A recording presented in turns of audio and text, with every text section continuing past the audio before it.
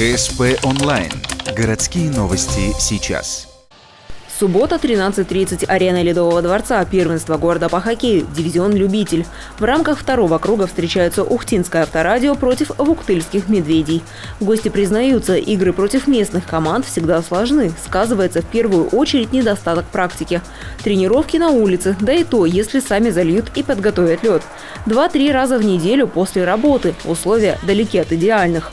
Последний месяц подвела погода. Из-за морозов мужчины практически не катались. Поэтому авторадио, создав отрыв в счете, принимается за эксперименты. Когда можно было забивать уже в пустый ворот, немножко там впереди шайбу где-то передернули, там пас ненужный отдавали, в общем, где-то шайбу передержали.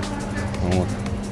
Пытались, скажем так, уже не забить, а завести шайбу в ворота. Ухтинцы забивают 2 шайбы, находясь в численном преимуществе, и еще одну, играя вчетвером против 5.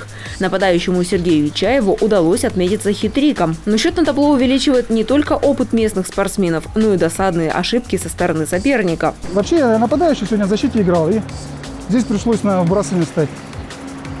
Вроде бы вбрасывание выиграл, это плюс. Но себе забил, это минус. Счет первой половины матча 6-1, итоговый 12-2. Победу одерживает авторадио. Все отмечают рост вуктыльцев, ведь прошлая встреча окончилась в сухую 14-0. Пока медведи набираются опыта и не ставят высоких задач на сезон. Ухтинская команда, напротив, стремится занять призовое место. До конца сезона остается все меньше времени. Впереди их ждут игры только с сильными командами.